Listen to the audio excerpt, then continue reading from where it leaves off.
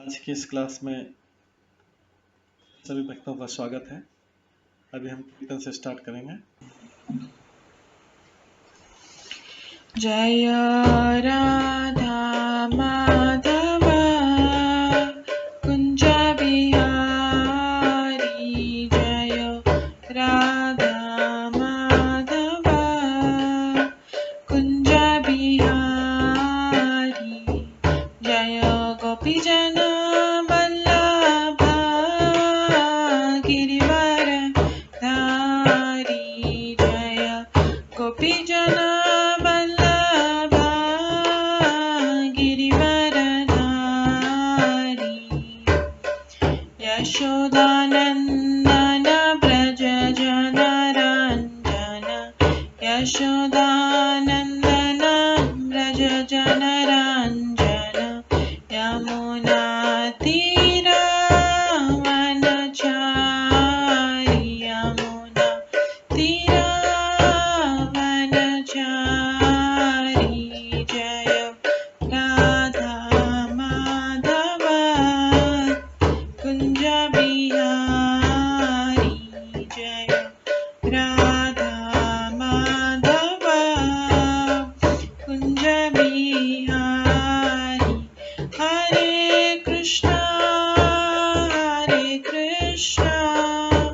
कृष्णा कृष्णा हरे हरे, हरे राम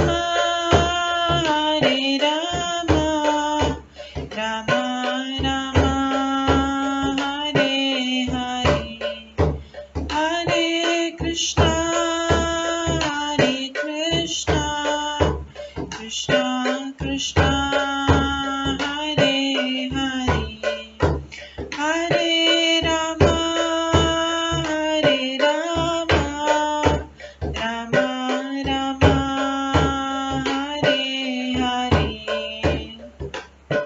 कृष्णा कृष्णा कृष्णा हरे हरे, हरे राम राम राम हरे हरे, हरे कृष्णा कृष्णा कृष्णा हरे हरे, हरे राम राम राम हरे हरे, हरे कृष्णा कृष्णा कृष्णा हरे हरे, हरे राम राम राम हरे हरे, हरे कृष्णा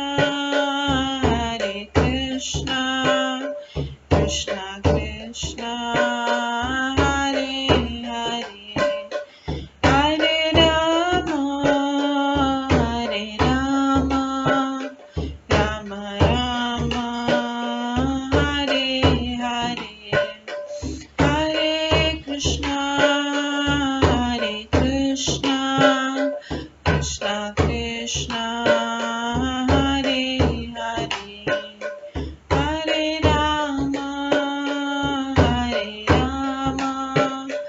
राम राम हरे हरे, जय राधा माधव राधे, जय राधा गोविंद राधे, जय गौरनताय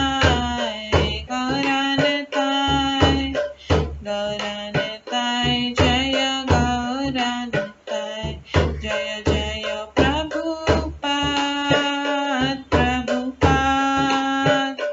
प्रभुपाद जय जय प्रभुपाद, जय जय गुरुदेव जय जय गुरुदेव, नित्य गौर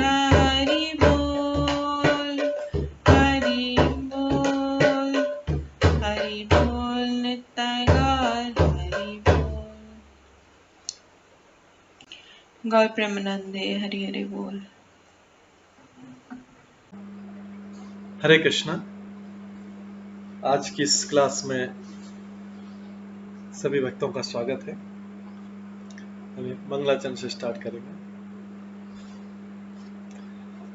ॐ अज्ञानतिमिरन्धस्य ज्ञानाञ्जनशलाकया चक्षुरुन्मिलितं येन तस्मै श्रीगुरुवे नमः। श्रीचैतन्यमनोभीष्टं स्थापितं येन भूतले स्वयं रूप कदा मह्यं ददाति स्वपदान्तिकम्। वन्देऽहं श्रीगुरो श्रीयुतपदकमलं श्रीगुरुं वैष्णवांश्च श्रीरूपं साग्रजातं सहगण रघुनाथान्वितं तं सजीवं साद्वैतं सावधूतं परिजनसहितं कृष्णचैतन्यदेवं श्रीराधाकृष्णपादान् सहगण ललिता श्रीविशाखान्वितांश्च नमो विष्णुपदाय कृष्णपृष्ठाय भूतले श्रीमते भक्तिवेदांत स्वामिन्निति नामिने। नमस्ते सरस्वती देवे गौरवाणी प्रचारिणे निर्विशेष शून्यवादी पाश्चात्य देशतारिणे।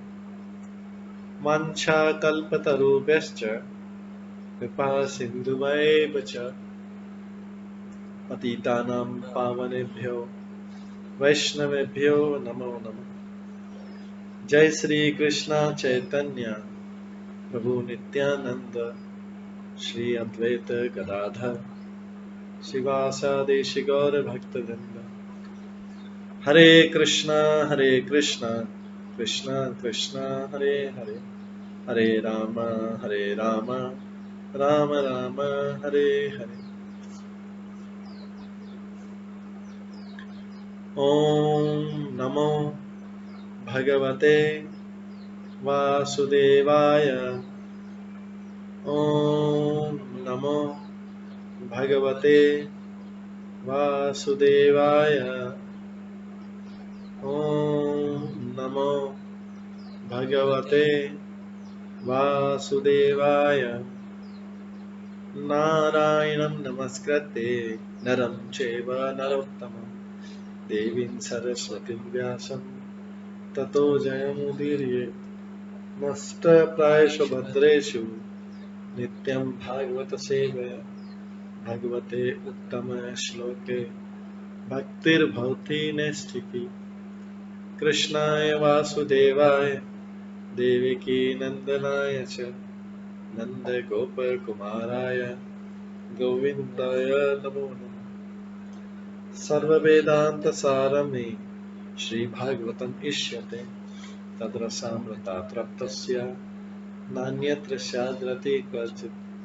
आराध्यो भगवान् ब्रजेश तनयस्तनुधाम वृन्दावन रम्या काचिदुपासना व्रजवधूवर्गेण या कल्पिता।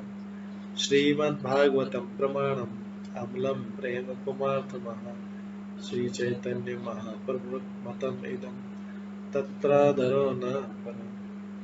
मूकं करोति वाचालं पङ्गुलङ्घयते गिरिं यत्कृपातमहं वन्दे परमानन्दमाधवम्। हरे कृष्णा।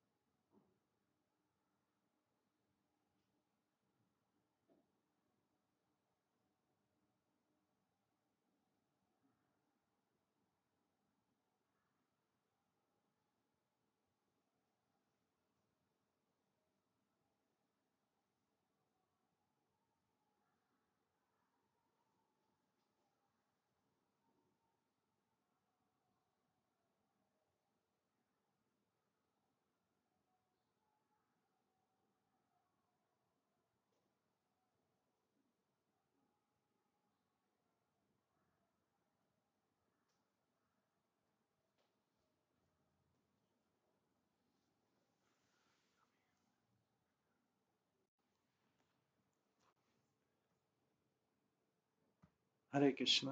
आज की इस क्लास में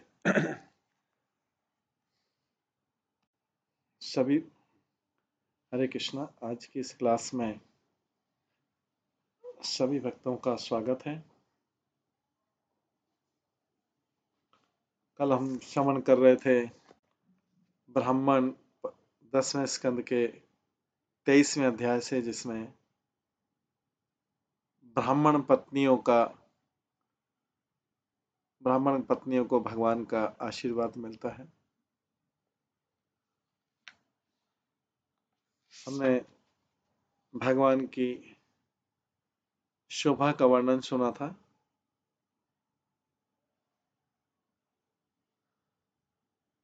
और हमने ये भी श्रवण किया था, भगवान उनको उपदेश देते हैं ब्राह्मण पत्नियों को कि आप लोग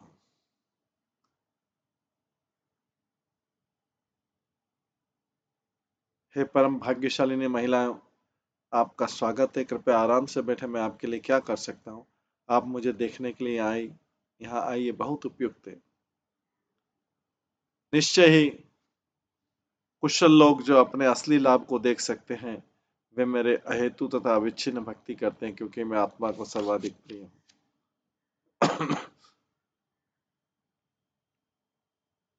आत्मा के संपर्क से ही जीवक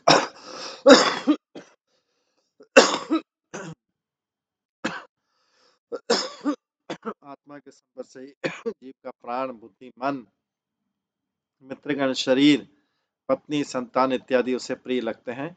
अतः आप अपने आप से बढ़कर कौन सी वस्तु अधिक प्रिय हो सकती है। अतः तुम लोग यज्ञ स्थल को लौट जाओ, क्योंकि तुम्हारे पति जो कि विद्वान ब्राह्मण हैं, ग्रस्त हैं, और उन्हें अपने यज्ञ संपन्न करने के लिए तुम्हारे सहयोग की आवश्यकता है।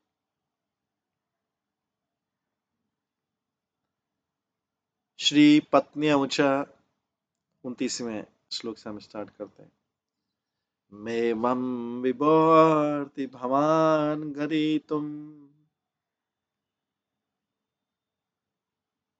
मेवं विभोर्ति भवान् गरीतुं नृशंसम् सत्यं कुरुष्व निगरं तव पादमूलम् प्राप्ता वयं तुलसीदाम पदावसृष्टं केशे निवोढुम् अतिलंग समस्त बंधुन। तो यहाँ पे ब्राह्मण पत्नियां कहती हैं, ब्राह्मण पत्नी भगवान को बोल रही है, हे विभु, आप ऐसे कटु वचन मत कहें, हमें जाने का न बोले।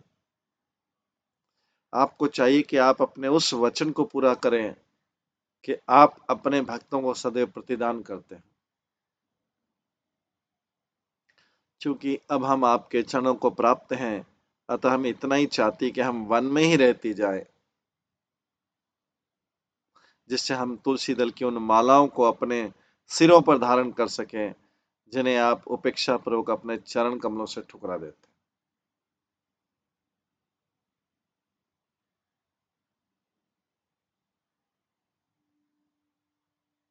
जिन्हें आप उपेक्षा पूर्वक अपने चरण कमल से ठुकरा देते हैं, हम अपने सारे भौतिक संबंध त्यागने को तैयार हैं। तो जब भगवान ने बोला कि अतः तुम यज्ञ स्थल को अब लौट जाओ, क्योंकि तुम्हारे पति जो कि विद्वान ब्राह्मण ग्रस्त है, उन्हें अपने अपने यज्ञ संपन्न करने के लिए तुम्हारे सहयोग की आवश्यकता है। तो पत्नी ने देखा कि जब कृष्ण ने उनसे जाने को बोला, तो पत्नियां कहते हैं, विभो, हे भगवान, आप ऐसे कटु वचन मत कहें। भगवान से बोल रहे हैं, आप ऐसे कटु वचन न कहें। आपको चाहिए कि आप अपने उस वचन को पूरा करें कि आप अपने भक्तों को सदैव प्रतिदान करते हैं। चूंकि अब हम आपके चरणों को प्राप्त हैं, अतः हम इतना चाहती कि हम वन में ही रहती जाएं, जिससे हम तुलसी दल की उन मालाओं को अपने सिरों पर धारण करें, जिन्हें आप उपेक्षा पूर्वक अपने चरण कमलों से ठुकरा देते हैं। हम अपने सारे भौतिक संबंध त्यागने को तैयार हैं। ब्राह्मण पत्नी ऐसे कह दी।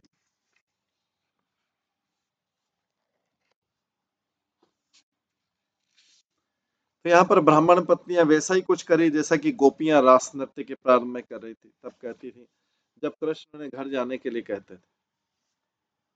इस श्लोक की तरह गोपियों का भी कथन में एवं विभो हरति भवान गदितुम न संशम शब्दों से प्रारंभ होता है।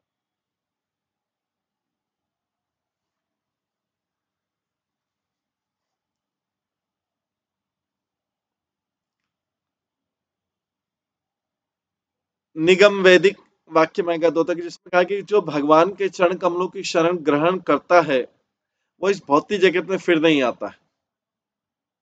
इस तरह ब्राह्मण पत्नी ने भगवान से याचना की कि चूंकि वे सब उनकी शरण में आई है अतः उन्हें शोभा नहीं देता कि उन्हें अपने भौतिक पतियों के पास वापस जाने का आदेश दे।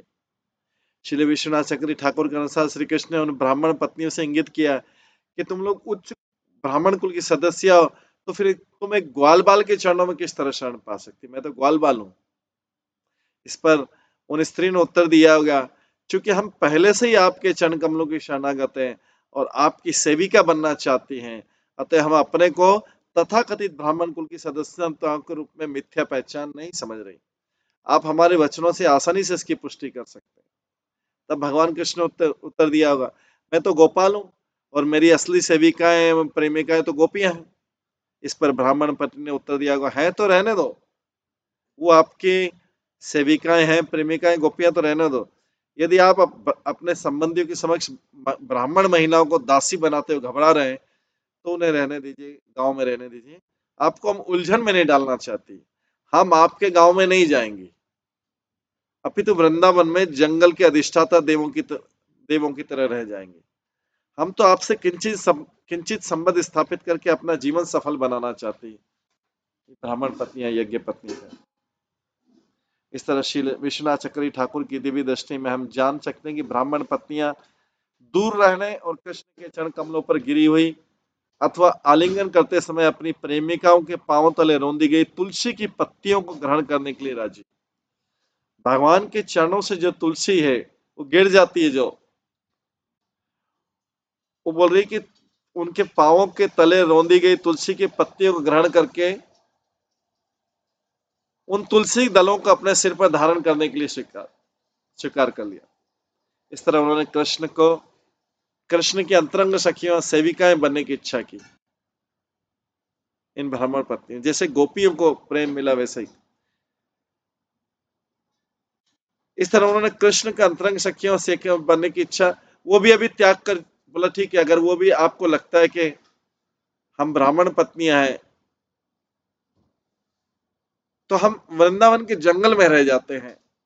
यदि हम कृष्ण पूछते हैं तुम्हारे परिवार वाले क्या कहेंगे तो उत्तर देती है हमने तो अपने तथाकथित संबंधियों की पहले ही परवाह नहीं की क्योंकि हम आपका साक्षात दर्शन करें। आपका साक्षात दर्शन करने के बाद हमारे तथाकथित संबंध तो खत्म हो गए। इस भौतिक जगत के जो सो कॉल्ड रिलेशनशिप है वो खत्म हो गए आपके दर्शन करने के बाद। ये ब्राह्मण पत्नियां बोल रही। ग्रहति नन पतया पित्रो सुतावा न भ्रात बंधु सुहृद कृत्येव चान्ये।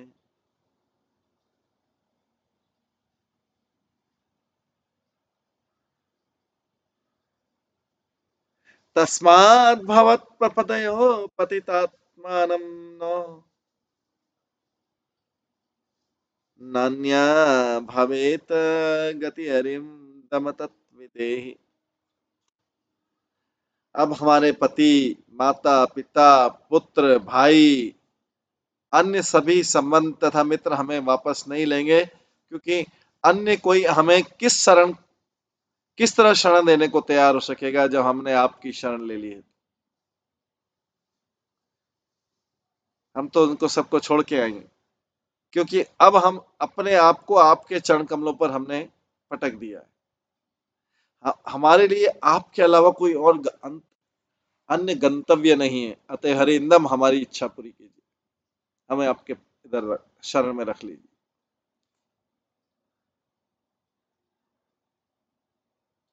तात्पर्य श्री विश्वनाथ चक्री ठाकुर ने इस प्रकार की टीका की है कि ब्राह्मण पत्नियों ने अपनी युवावस्था से ही वृंदावन की स्त्रियों के मुख से भगवान कृष्ण के रूप गुण तथा माधुरी का वर्णन सुन रखा। तो श्रवण का क्या फायदा है? इन मथुरा की स्त्री ने, यज्ञ पात्नी ब्राह्मण है, जो गोपियां वहां पे हार देने और कोई दूसरे दूध दही देने आती थी, उनसे कृष्ण की प्रशंसा सुन रखी। अतः उन्हें कृष्ण के प्रति भाव में प्रेम का अनुभव होने लगा। इन ब्राह्मण पत्नियों ने, वे गृह कार्य करती हुई गृह कार्यों से अन्य मनस्क रहती थी। गृह कार्यों से डिटैच रहती थी, गृह कार्य करते हुए भी गृह कार्यों से डिटैच रहती थी।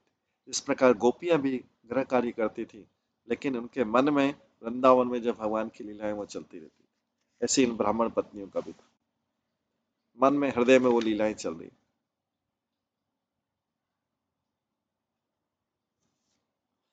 अब ये ब्राह्मण पत्नियां अपने तथाकथित परिवारों तथा पड़ोसियों का नियमित रूप से बहिष्कार करने को सनद थी, क्योंकि कृष्ण की शरण में आ गई और अति क्षोभ के कारण वे कृष्ण के चरण कमलों पर अपना सिर रखकर चीख रही और उन्हें नमस्कार कर रही। इस तरह विरुद्ध वाणी से उन्होंने उपयुक्त श्लोक कहा है कि अब हम वापस नहीं जाना चाहते। उन्हें कृष्ण प्रार्थना की कि वे उन्हें आशीर्वाद दें, क्योंकि वे ही उनके एकमात्र गंतव्य हैं। जिसने कृष्ण को एकमात्र डेस्टिनेशन या गंतव्य डिसाइड कर लिया, उसके लिए बाकी जो सो कॉल्ड रिलेशनशिप है संसार के, उसका कोई महत्व नहीं रह जाता। उन्होंने कृष्ण से प्रार्थना की कि वे उन्हें आशीर्वाद दे कि वे ही उनके एकमात्र गंतव्य हो, और अरिंदम होने के कारण के क्षत्रियों का, अरिंदम मतलब होता है शत्रु, तो अरिंदम होने के कारण ब्राह्मण पत्नी के शत्रुओं का उन तमाम बाधाओं का दमन कर दे जो कृष्ण को प्राप्त करने में बाधक थी, और हमारी आपको प्राप्त करने में जो बाधा है उसको सबको खत्म कर दो। ये ब्राह्मण पत्नियां चीख चीख कर कृष्ण को बोल रही, क्योंकि ब्राह्मण पत्नी एकमात्र कृष्ण की सेवा करना चाहती थी, और भगवान के भाव में प्रेम में यही शुद्ध कृष्ण भावना में। शुद्धता किसमें है? एक ही एकमात्र कृष्ण की सेवा करना चाहती थी, और भगवान के भाव में प्रेम में यही शुद्ध कृष्ण भावना। श्री भगवान वाच,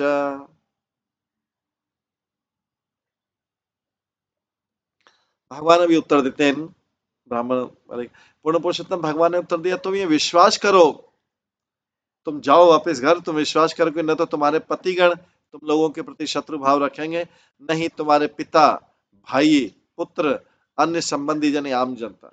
मैं स्वयं उन्हें सारी स्थिति समझा दूंगा, यहाँ तक कि देवतागण भी अपना अनुमोदन व्यक्त करेंगे। अभी घर चले जाओ। इसके बाद कृष्ण बोलते हैं, न प्रीत ये अनुरागा ही अंग संग नृणाम इह तत्मनमयी युञ्जानाम अचिरात माम अवाप्यस्थ। तुम सबों का मेरे शारीरिक सानिध्य में रहना निश्चय इस जगत के लोगों को अच्छा नहीं लगेगा, क्योंकि तुम विवाहित पत्नियां हो, ब्राह्मणों की पत्नी, और मैं ग्वाल बाल, तुम उच्च जाति की हो, मैं निम्न जाति। तो तुम सबों का इस समय मेरे शारीरिक सानिध्य में रहना निश्चय इस जगत के लोगों को अच्छा नहीं लगेगा, नहीं इस प्रकार से तुम मेरे प्रति अपने प्रेम को बढ़ा सकोगे।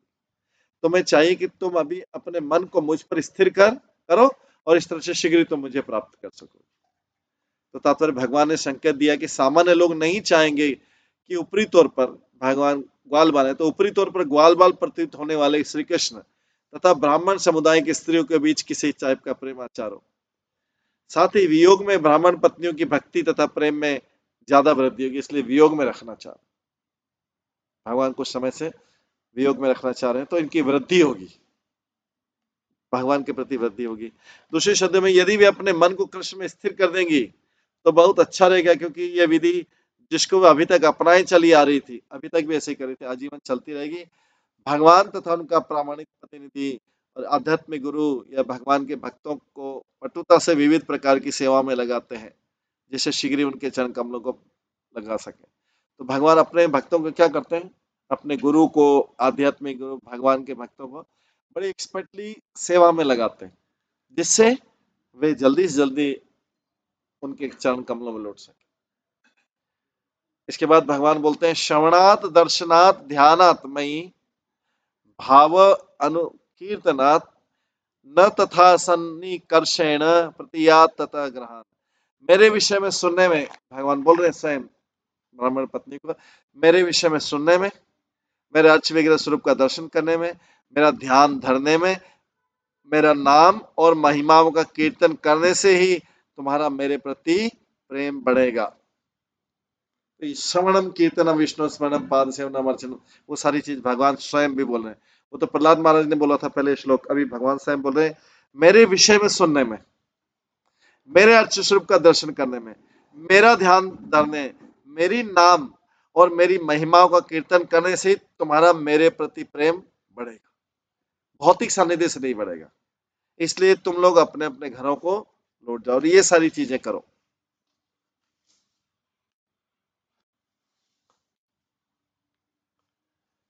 श्री शुकवाचा इति उक्त्वा द्विजपत्न्या यज्ञवाटं पुनः गता।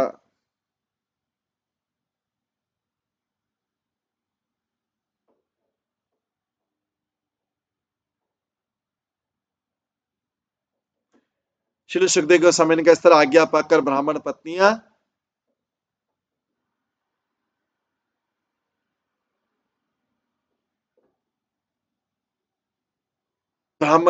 अपने यज्ञ स्थल पर लौट आई जहां पे उनके पति यज्ञ कर रहे थे। ब्राह्मणों ने अपनी पत्नी से कोई दोष नहीं निकाला क्योंकि भगवान के पास वो गई थी और भगवान ने उनका हृदय परिवर्तन कर दिया और उनके साथ में यज्ञ पूरा किया। तो तात्पर्य में प्रभुपाद लिखते हैं कि ब्राह्मण पत्नियों ने भगवान कृष्ण के आदेश का पालन किया और वे अपने पतियों के यज्ञ स्थल पर लौट गई। लेकिन गोपियां जो है कृष्ण द्वारा आदेश दिए जाने पर भी उनके साथ पूर्णिमा की रात में नृत्य करने के लिए वन में ही रह गई। गोपियां और ब्राह्मण पत्नियां दोनों ने शुद्ध भगवत प्रेम प्राप्त किया। एक कृष्ण का मान करके चली गई, उनको भी शुद्ध प्रेम प्राप्त हुआ। एक गोपियों ने माना नहीं, पूर्णिमा वापिस घर नहीं जाएंगे। भगवान कृष्ण ने उनके साथ में रास नृत्य किया। लेकिन भगवान ब्राह्मण पत्नी के साथ ऐसा नहीं कर सकते क्योंकि ब्राह्मण कुल गोप ग्वाल बालक कुल से उच्च।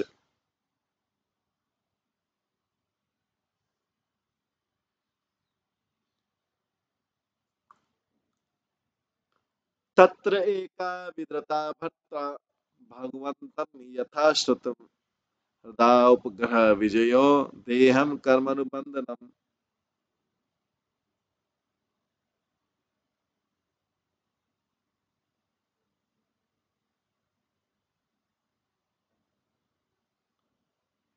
उनमें से एक महिला को उसके पति ने जबरदस्ती रोक रखा था। जब उसने अन्यों के मुख से भगवान कृष्ण का वर्णन सुना कि हमारी कैसी मीटिंग हुई भगवान से, उसने अपने हृदय के भीतर ही भगवान का आलिंगन किया और अपना वो भौतिक शरीर त्याग दिया जो भाव बंधन का कारण।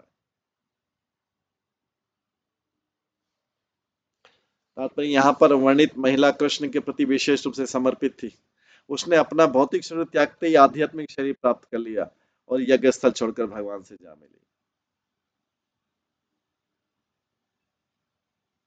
भगवान अपि गोविंद तेन एवन्नेन गोपकान् चतुर्विधेन सीता स्वयं च बुभुजे प्रभु।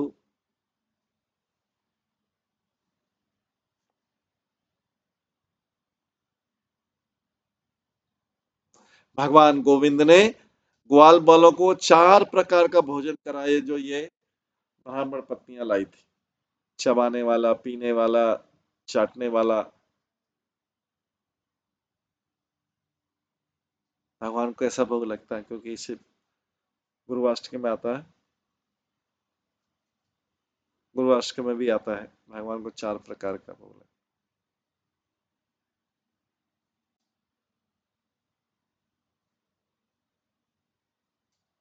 चतुर्वेदाश्री भागवत प्रसादा साधन ने कप्तान।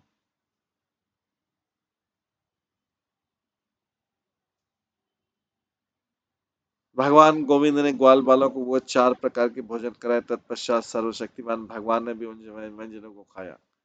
एवं लीला नरवपु नरलोकम अनुशीलयन रेमे गो गोप गोपी नाम रम्यन रूप वाक करते। इस तरह अपनी लीलाएं संपन्न करने के लिए मनुष्य रूप में प्रकट होकर भगवान ने मानव समाज की रीतियों का अनुकरण किया।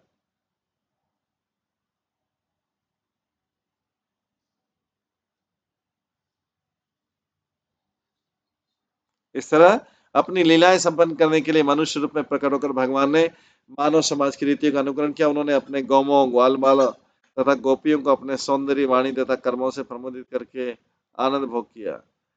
अथानुस्मृति विपासते अन्वत्रप्य न कृतागस।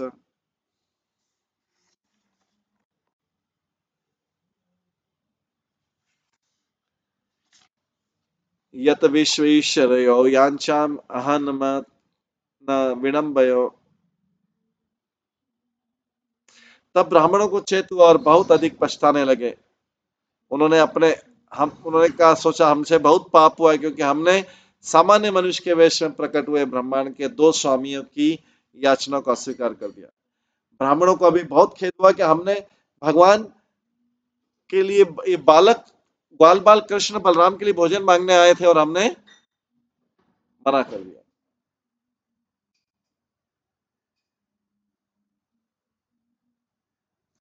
भगवान कृष्ण बलराम ने ब्राह्मणों को छलने का प्रयास नहीं किया, तो उन्होंने सीधे सीधे भोजन की याचना की थी। ये ब्राह्मणों ने अपने आप को धोखा दे दिया कि कृष्ण मांग रहे हैं कृष्ण बलराम, और नहीं दिया उनको भोजन। जिसका अर्थ है कि कृष्ण और बलराम ऐसे सामान्य मनुष्य के लिए मोहित हो जाते हैं जो उनको भी एक सामान्य व्यक्ति समझता है। जो कृष्ण बलराम को एक सामान्य व्यक्ति समझता है, वो व्यक्ति स्वयं मोहित हो जाता है, और कृष्ण को भी सामान्य व्यक्ति समझता है, अपने आप को भी सामान्य। तो भी चूंकि ब्राह्मण पत्नियां भगवान की परम भक्ति, इसलिए मूर्ख ब्राह्मणों को आध्यात्मिक लाभ और अंत में उन्हें चेत हो गया। तो ब्राह्मण पत्नियां भगवान की परम भक्ति, इसलिए मूर्ख ब्राह्मणों को आध्यात्मिक लाभ और अंत में उन्हें चेत हुआ।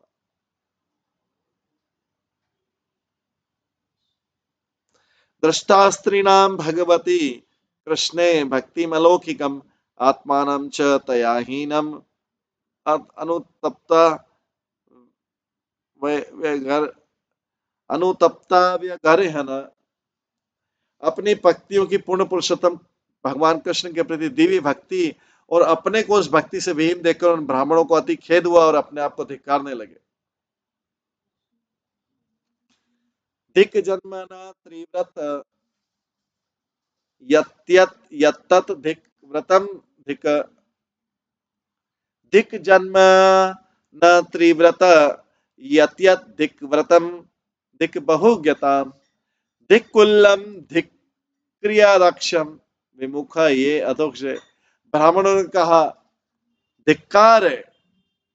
ब्राह्मणों ने कहा धिक्कार है हमारे तिबारा जन्म को। तीन जन्म वाले होते, एक तो माँ के गर्भ से जन्म होता है, दूसरा जब गायत्री मंत्र करता है, और तीसरा यज्ञ के लिए दीक्षा होता है। तो एक यज्ञ करने वाले ब्राह्मण के तीन जन्म होते हैं।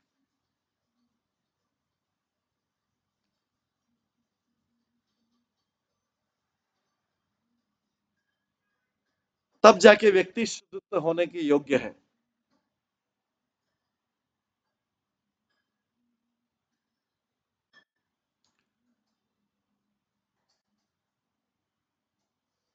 पहला जन्म तो शूद्र का है, उसके बाद जब व्यक्ति ब्राह्मण दीक्षा लेता है तो ब्राह्मण के योग्य बनाता है अपने आप को। और तीसरा जन्म ये यज्ञ कराने वाले ब्राह्मण है जिन्होंने तीसरा दीक्षा होता है। तो धिक्कार है हमारे तिवारा जन्म को, हमारे ब्रह्मचर्य, हमारी विपुल बुद्धता को। धिक्कार है हमारे कुल को तथा यज्ञ अनुष्ठान में हमारी निपुणता को।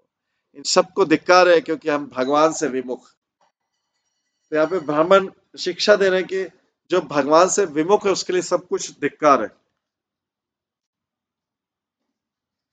उसके लिए सब कुछ धिक्कार है, क्योंकि हम भगवान से विमुख।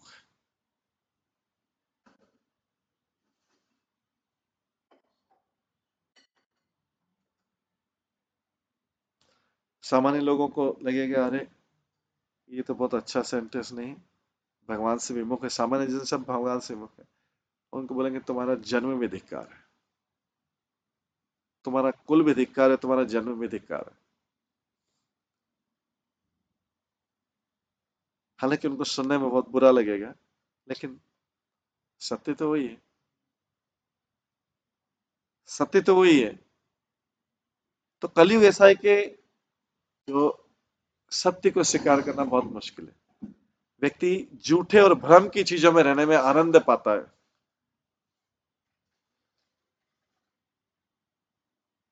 उसी में आनंद पाता है, भ्रम की और झूठी चीजों में आनंद पाता रहता है। तो यहाँ पे तात्पर्य ऊपर दी गई परिभाषा को से त्रिविध जन्म, 3 बार जन्म कभी होता है कि शारीरिक जन्म, ब्राह्मण दीक्षा, वैदिक यज्ञ करने के लिए दीक्षा। परब्रह्म भगवान कृष्ण से अनजान रहने पर ये सब व्यर्थ। अगर कोई भगवान से अनजान है या विमुख है उसके लिए तो ये सारे जन्म, सारे कुल, सब कुछ व्यर्थ। नूनम भगवत माया योगी नाम अपि मोहिनी यत वयम गुरुवा नृणाम स्वार्थे मुया मते द्विजा। भगवान की माया शक्ति बड़े बड़े योगियों को मोह लेती है। भगवान की माया शक्ति बड़े बड़े योगियों को मोह लेती, तो हमारी क्या बिसात। ब्राह्मण होने के नाते हम सभी जाति के लोगों के आध्यात्मिक गुरु माने जाते हैं, फिर भी ये हम अपने सच्चे स्वार्थ के बारे में मोहित हो गए। हम अपना सच्चा स्वार्थ भूल गए। सच्चा स्वार्थ है भगवान से संबंध स्थापित करना, और भगवान से संबंध स्थापित करने के लिए भौतिक संबंधों को की आसक्ति को तोड़ना पड़ेगा। क्योंकि भगवान एक्सक्लूसिविटी चाहते हैं।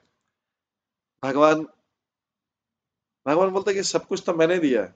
ये मूर्ख लोग जो है अपने भौतिक शरीर को प्राप्त करके सोचते हैं ये शरीर इसने दिया, ये शरीर इसने दिया, इससे ये संबंध होना चाहिए, इससे ही संबंध होना चाहिए। क्योंकि भगवान इसलिए एक्सक्लूसिविटी मांग रहे हैं कि भगवान बोल रहे हैं मूर्ख लोग समझ नहीं पा रहे कि सब कुछ तो मैंने दिया है। तो तुझे सब कुछ दे रहा है, नेचुरली सब कुछ अपेक्षा करेगा, लेकिन हम अपने संबंधों को बांटने 10, 15, 20 जगह बांट लेते हैं। भाई जिसने सब कुछ दिया है वो सबको संबंध अगर आशा कर रहा है तो बिल्कुल सही आशा है उसकी। तो मूर्ख कौन है, चोर कौन है? हम लोग हैं, उस संबंधों को 10 जगह बांट रहे हैं।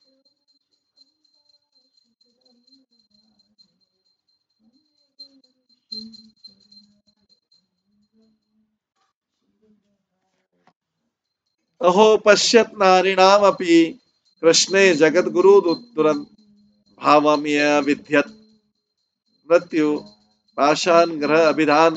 जरा इन स्त्रियों के असीम प्रेम को तो देखो। ब्राह्मण लोग ही बोलते हैं कि इन स्त्रियों के असीम प्रेम को तो देखो जो इन्होंने अखिल विश्व के आध्यात्मिक गुरु भगवान के प्रति उत्पन्न कर लिया है। ब्राह्मण स्त्री ने तो पूरा भगवान के प्रति कर लिया था। वो तो घर ही वापस नहीं जाना चाह रही थी।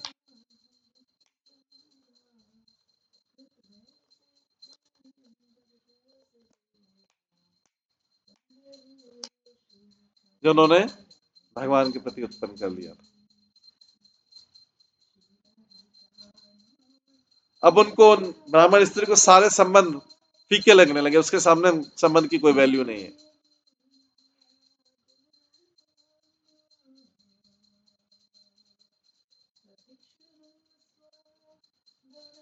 तो जरा इन स्त्रियों के, ब्राह्मण लोग बोलते हैं स्त्रियों के असीम प्रेम को तो देखो जो इन्होंने अखिल विश्व के आध्यात्मिक गुरु भगवान के प्रति उत्पन्न कर रखा है। इस प्रेम ने गृहस्थ जीवन के प्रति उनकी आसक्ति, मृत्यु के बंधन को छिन्न भिन्न कर दिया है।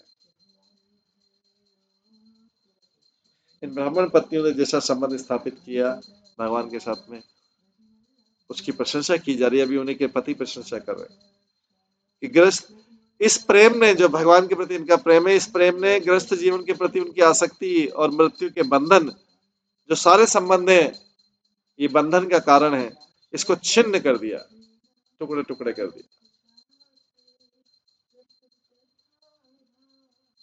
तात्पर्य एक तरह से पति, पिता, ससुर इत्यादि इन महिलाओं के गुरु या शिक्षक थे, किंतु ये स्त्रियां कृष्ण भक्ति में पूर्ण हो चुकी थी, जबकि पुरुष अज्ञात के गर्भ में गिर चुके थे। श्री विश्वनाथ चक्रवर्ती ठाकुर के साथ घर लौटने पर इन महिलाओं में दिव्य भावों के लक्षण प्रकट होने लगे, जैसे शरीर कंपन, अश्रुपात, रोमांच, विमंटता, मेरे जीवन के आनंद रूप कृष्ण कहकर प्रलाप, गला रोना इत्यादि।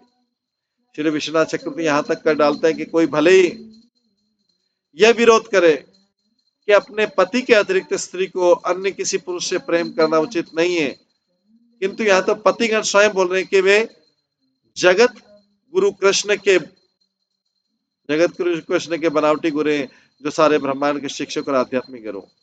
पतियों ने देखा कि उनकी पत्नी में कृष्ण के प्रति दिव्य अनुराग के कारण घर, पति, संतान, संबंधी, कुटुंबी इत्यादि के लिए रंच भर भी उनकी आसक्ति नहीं रहेगी, क्योंकि भगवान से संबंध स्थापित। उस दिन से इन पतियों ने उन स्त्रियों को अपना आध्यात्मिक पूज्य गुरु मान लिया, जिन्होंने भगवान के प्रति ऐसी आसक्ति उत्पन्न कर ली।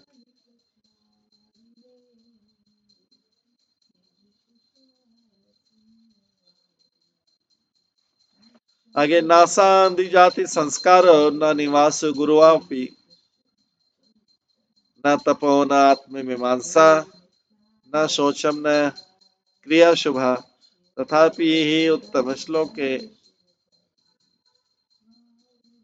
कृष्णे ईश्वरे योगेश्वर न च अस्माकं पापम न च अस्माकं संस्कारादि मताम अपि।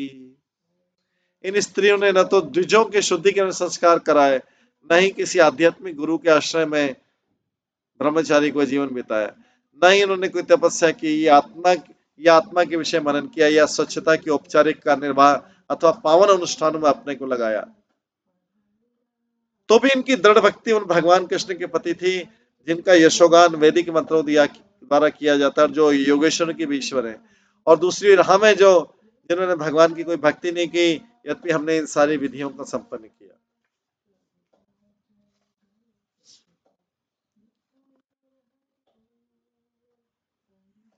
तात्पर्य शीलदास स्वामी के अनुसार पतियों को इसका ज्ञान न था कि उनकी पत्नी ये भक्ति कैसे पाई। उनकी पत्नी कभी कभी वृंदावन वासियों से जो उधर आती थी, वृंदावन वासिनी आती थी, कोई फूल बेचने आती थी, कोई दूध दही बेचने आती थी, उन्होंने इन स्त्रियों ने उनसे संगति की, वृंदावन वासिनी स्त्रियों से संगति की जो भगवान के शुद्ध भक्त थे, ब्रजवासिनी और संगति की और उनसे उनसे संगति की, उनसे कृष्ण के सौंदर्य तथा गुण के विषय में सुनती रहती थी। कैसा संग करती थी? कृष्ण के सौंदर्य, कृष्ण के गुण के विषय में सुनती रहती थी। ये ब्राह्मण अपनी पत्नियों को कृष्ण भक्ति देकर चकित थे कि इन्होंने कैसे पकड़ लिया संग। उन्हें इस विषय का पता नहीं था कि भक्ति भगवान के शुद्ध भक्तों की संगति में भगवान के विषय में श्रवण और कीर्तन करने का फल है।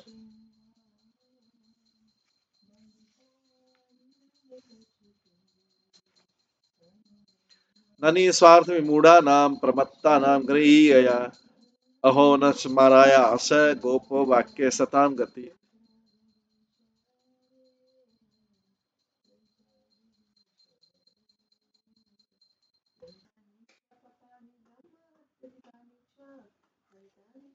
इसके पश्चात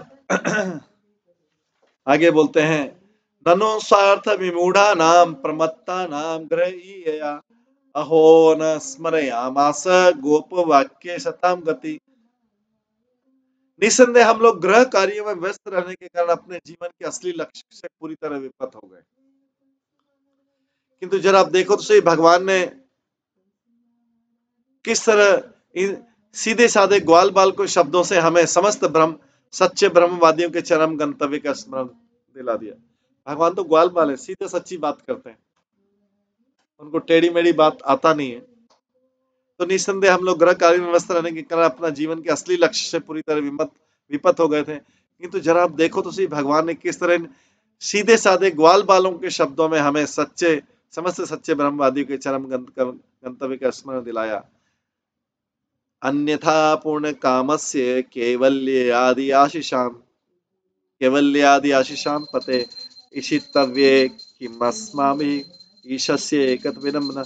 अन्यथा पूर्ण काम, मोक्ष तथा दिव्य आशीर्वादों के स्वामी परम नियंता हमारे साथ ही विडंबना क्यों करते? हम तो सदैव उन्हीं के नियंत्रण में रहने के लिए हैं। तात्पर्य, यद्यपि कृष्ण परब्रह्म है, किंतु उन्होंने विनीत भाव से अपने ग्वाल मित्रों को ब्राह्मणों से भोजन मांगने के लिए भेजा था। भगवान तो कृपा करने के लिए तैयार है, ग्वाल बालों को भेजा था कि भोजन मांगने के लिए हमें भूख लगी।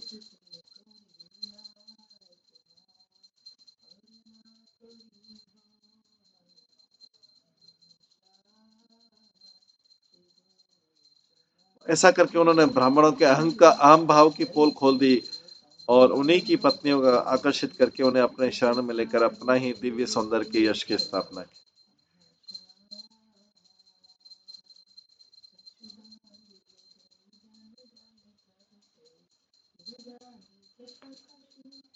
हित्वा अन्यान् भजते यम श्रीपाद स्पर्शः आशयाकृत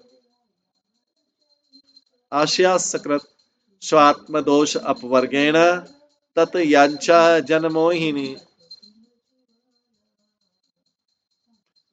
लक्ष्मी जी इन भगवान के चरणों का स्पर्श पाने की आशा से सब कुछ एक और कर अपना गर्व और चंचलता त्याग कर एकमात्र उन्हीं की पूजा करती है। लक्ष्मी जी जो है, जो भगवान की पत्नी है, उनके चरण कमलों का, अपने पति भगवान के चरण कमलों का स्पर्श पाने की आशा से सब कुछ एक और कर अपना गर्व और चंचलता त्याग कर एकमात्र उन्हीं की पूजा करती है। ऐसे भगवान यदि याचना करते, ऐसे भगवान ने हमसे भोजन मांगा था, ऐसे भगवान यदि ये ब्राह्मण सोच रहे हैं यदि याचना करते तो अवश्य सबको चकित करने वाले। लक्ष्मी जी इसके चरणों का स्पर्श पाने की इच्छा से सब कुछ त्याग देते।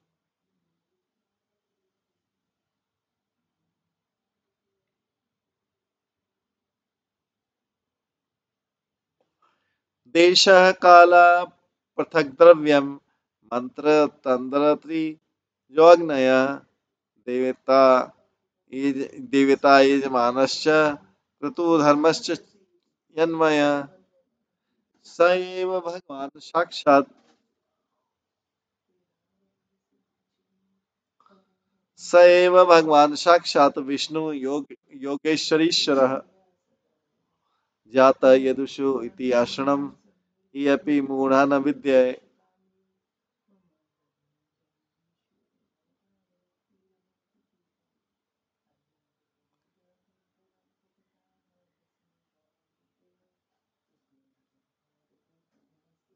यज्ञ के सारे पक्ष, शुभ स्थान तथा समय, साज सामग्री की विविध वस्तुएं, वैदिक मंत्र अनुष्ठान, पुरोहित तथा यज्ञ की अग्नियां, देवता, यज्ञ अधिष्ठाता, यज्ञ हवि और प्राप्त होने वाले शुभ, ये सभी उन्हीं के ऐश्वर्य की अभिव्यक्तियां हैं भगवान के। यद्यपि हमने योगेश्वर के ईश्वर पूर्ण पुरुषोत्तम भगवान के विषय में सुन रखा था कि उन्होंने यदुवंश में जन्म लिया है, किंतु हम इतने मूर्ख थे कि श्री कृष्ण को साक्षात भगवान नहीं समझ पाए।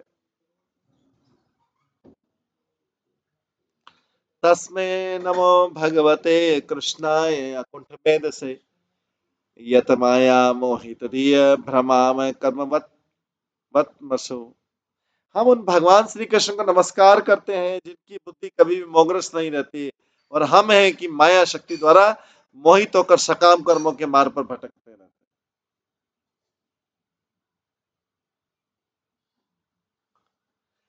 सवेन आद्य पुरुष स्वमाया मोहितात्मना अविज्ञात अनुभावानाम क्षंतुम अर्हति अतिक्रमम। हम भगवान कृष्ण की माया शक्ति से मोहग्रस्त थे, अतः हम आदि भगवान के रूप में उनके प्रभाव को नहीं समझ पाए। अब हमें आशा है कि कृपा पूर्वक हम भगवान हमारे अपराध को क्षमा कर देंगे।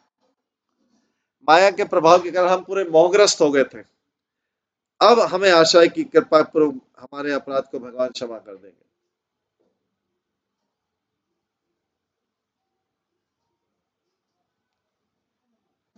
इति साघम अनुस्मत्य कृष्णे ते कृत हेलना दिदक्ष्वः ब्रजम अथ कंसाद भीता न चल कंसात भीता न चाचलन।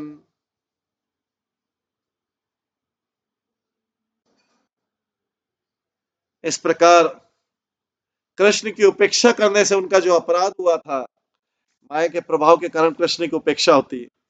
जितना व्यक्ति माया में ज्यादा फंसेगा उतना कृष्ण की उतनी ज्यादा उपेक्षा, क्योंकि समय तो मानव जीवन तो पूरा 100% कृष्ण के लिए मिला है, तो उसमें से जितना समय भौतिक जगत की आसक्ति में जा रहा है उतना समय कृष्ण की उपेक्षा हो रही। इस प्रकार कृष्ण की उपेक्षा करने से इनके द्वारा जो अपराध हुआ था उसका स्मरण करते हुए उनका दर्शन करने के लिए वे अति उत्सुक हो गए, किंतु कंस से भयभीत होने के कारण उन्हें ब्रज जाने का साहस नहीं हुआ। ये ब्राह्मणों का ब्रज जाने का साहस नहीं, हालांकि बॉर्डर के पास में ही थे, वृंदावन के बॉर्डर में। तात्पर्य भगवान कृष्ण के विरुद्ध अपने अपराध का अनुभव करते हुए और अंततोगत्वा उनके सर्वशक्तिमान पद की प्रशंसा करते ब्राह्मणों ने ब्रज में जाकर भगवान के चरण कमलों की शरण ग्रहण करनी चाहिए, किंतु उन्हें भय था कि जब कंस कंस की गुप्तचर उसे जान कंस की गुप्तचर उसे जाकर बतलाएंगे कि ब्राह्मण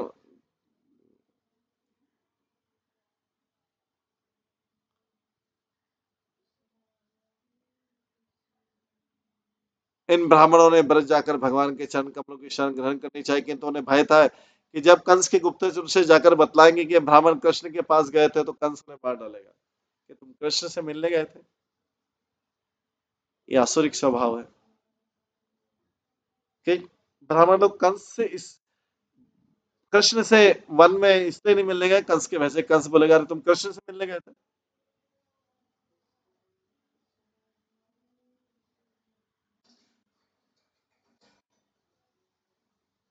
ब्राह्मण पत्नियां कृष्ण भावनावत में भाव मंगने थी, अतः ये ने कहने प्रकार कृष्ण के पास चली गई, जिस तरह गोपियां कृष्ण के साथ नृत्य करने चली गई।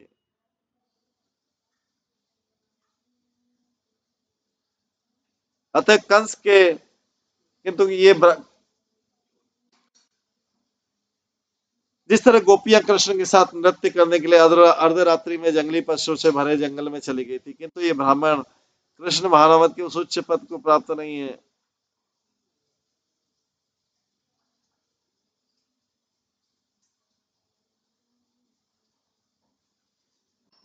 ये ये ब्राह्मण कृष्ण भावनावत के उस उच्च पद को प्राप्त नहीं थे, अतः कंस के भय से पराजित होकर भगवान का दर्शन कर लिया। तो इनके मार्ग में बाधा आ गई, कंस के भय से डर गए, कृष्ण का दर्शन नहीं किया। तो ये बाधा है क्योंकि उनकी कृष्ण से मिलने की उतनी तीव्र इच्छा नहीं थी, इसलिए उनके काम में बाधा आ गई, वो नहीं मिल पाए कृष्ण से। कृष्ण पास में आते हुए भी, कुछ मिनट का रास्ता पास में आते हुए भी ये ब्राह्मण लोगों से मिल नहीं पाए।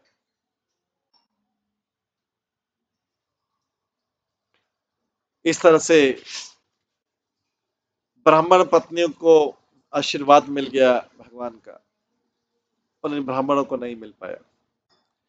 इस ये 23वां अध्याय समाप्त होता है। 24वां अध्याय जिसका नाम है गोवर्धन पूजा, इसको हम श्रवण करेंगे।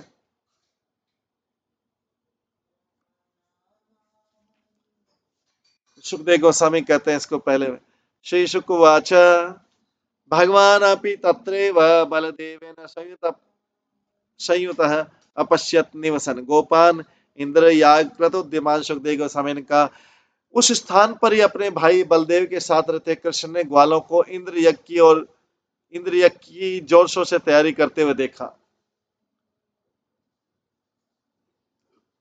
तात्पर्य श्रीधर स्वामी तथा अन्य आचार्य के अनुसार श्लोक में आगत तत्व शब्द सूचित करता है कि भगवान कृष्ण ब्राह्मण को उसी गांव में रहने लगे जिनकी पत्नियों ने अपनी भक्ति से उन्हें तुष्ट किया था। इस तरह उन्होंने उन ब्राह्मणों को तथा उनकी सती पत्नियों पर कृपा की जो अपने पतियों के सिवा और किसी से संबंध नहीं रख सकती थी। उसी स्थानों पर कृष्ण के पिता नंद महाराज तथा अन्य ग्वाले किसी न किसी तरह इंद्र यज्ञ की भव्य तैयारी कर रहे थे।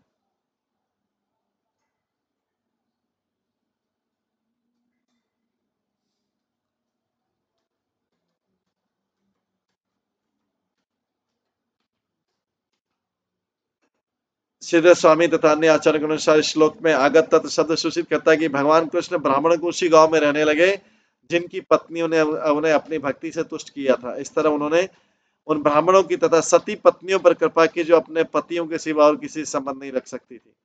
उसी स्थान पर कृष्ण के पिता नंद महाराज तथा अन्य ग्वाले किसी न किसी तरह इंद्र की भव्य तैयारी करने लगे। तभी कृष्ण इस प्रकार अपनी प्रतिक्रिया व्यक्त की। तत् अभिज्ञो अपि भगवान सर्वात्मा सर्वदर्शन प्रशयावनत पृच्छत वृद्धानंदपुर गमान। सर्वज्ञ परमात्मा होने से भगवान कृष्ण पहले से ही सारी स्थिति जानते थे, फिर भी विनीत भाव से उन्होंने अपने पिता नंद महाराज इत्यादि गुरुजनों से पूछा। तात्पर्य भगवान कृष्ण गोवर्धन उठाने की लीला करने और इंद्र के मिथ्या गर्व को चूर करने के लिए उत्सुक थे। उन्होंने बड़ी बड़ी चतुराई से आसन्न यज्ञ के विषय में अपने पिता से पूछा।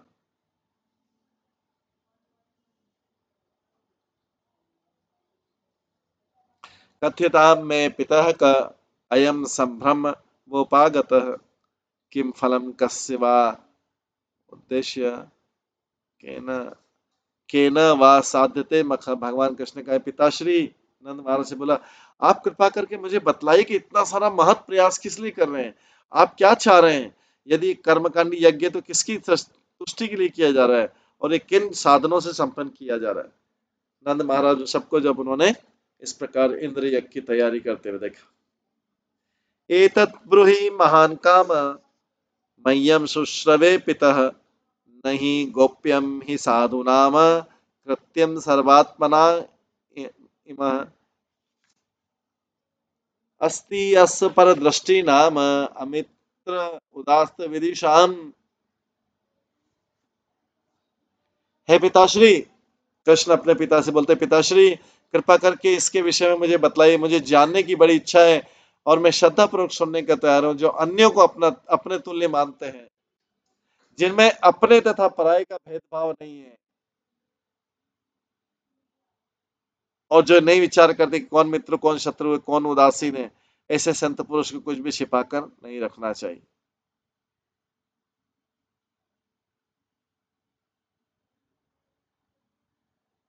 तात्पर्य हो सकता है कि कृष्ण पिता ने सोचा कि अभी छोटा सा बालक है कृष्ण, तो अतः ये वैदिक यज्ञ की वेदता के विषय में ठीक से प्रश्न नहीं कर सकता, किंतु कृष्ण के चतुराई भरे कथन ने नंद को आश्वस्त कर दिया कि कृष्ण एक गंभीर प्रश्न पूछ रहा, कोई उटपटांग प्रश्न नहीं, अतः गंभीरता का उत्तर देना चाहिए। उदासीन अरिवत वर्ज्य आत्मवत सुहृत उच्यते।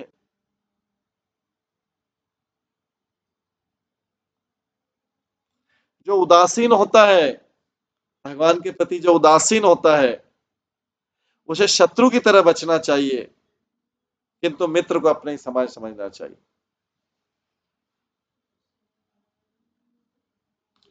तात्पर्य भले ही नंद महाराज अपने मित्रों शत्रुओं तथा निरपेक्ष पक्षों को अपना तुल्य न मानते रहे हो, किंतु अपना पुत्र होने के कारण भगवान कृष्ण अवश्य विश्वसनीय मित्र थे। अतः अंतरंग चर्चाओं में उपेक्षित नहीं किया जा सकता।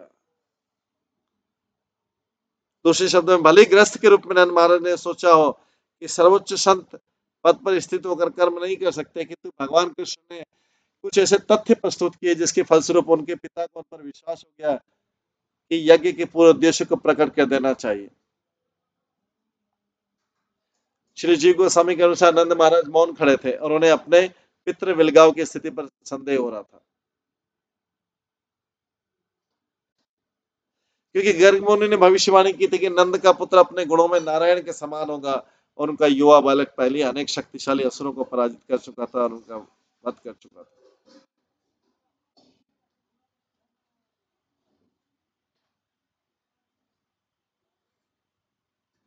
ज्ञात्वा ज्ञात्वा च कर्माणि जन अयम अनुतिष्ठति विदुष कर्म सिद्धि स्यात् यथा न अविदुष भवेत्। इस जगत में लोग कर्म करते हैं तो कभी तो वे समझते हैं कि वे क्या कर रहे हैं और कभी नहीं समझ पाते कि क्या कर रहे हैं। जो लोग ये जानते हैं कि वे क्या कर रहे हैं, उन्हीं के कार्य में सफलता प्राप्त होती है, जबकि अज्ञानी लोग पता ही नहीं लगता किस लिए क्या कर्म कर रहे हैं। तो यहाँ पे भगवान अपने पिता को बता रहे हैं कि लोगों को चाहिए कि वे परामर्श करके ही कोई विशेष उत्सव या कृत्य संपन्न करें। हमें परंपरा का अंधा अनुकरण नहीं करना चाहिए। ये भौतिक परंपरा जो सारी अंधा अनुकरण जो चलता है, जो व्यक्ति ये भी नहीं जानता कि वो क्या कर रहा है, भला उसे कार्य में सफलता कैसे मिल सकती है। इस श्लोक में भगवान का यही महत्वपूर्ण तर्क है। चूंकि नंद के तरुण पुत्र जो है,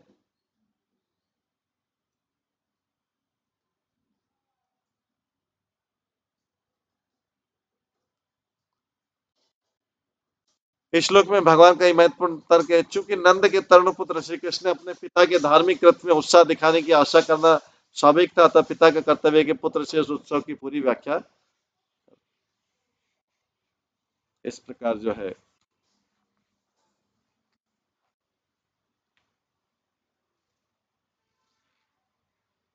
नंद महाराज से कृष्ण प्रश्न पूछ रहे कि क्या करने जा रहे हैं।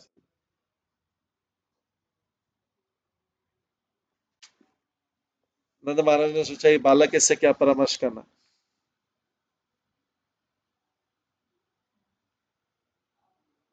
तो यहाँ पर कृष्ण उपदेश देते हैं कि बिना परामर्श के कोई भी जो उत्सव या विशेष रूप से वे कर्तव्य संपन्न न करें। नंद महाराज को बोलो। आगे फिर नंद और कृष्ण की वार्तालाप में कृष्ण जो है नंद महाराज को इस बात के लिए सहमत करा लेंगे कि इंद्र की पूजा नहीं करनी, उसकी जगह गोवर्धन की पूजा की जाए। ये हम कल की क्लास में श्रवण करेंगे। आज की क्लास को यहीं पे विराम देते हैं। सभी भक्तों का बहुत बहुत धन्यवाद। सब भक्तों के लिए एक बार हरे कृष्ण महामंत्र का जप करते हैं। हरे कृष्णा कृष्णा कृष्णा हरे हरे, हरे राम राम राम हरे। श्रीमद् भागवतम महापुराण की जय, शिल प्रभुपाद की जय, सभी भक्तगणों की जय। हरे कृष्ण।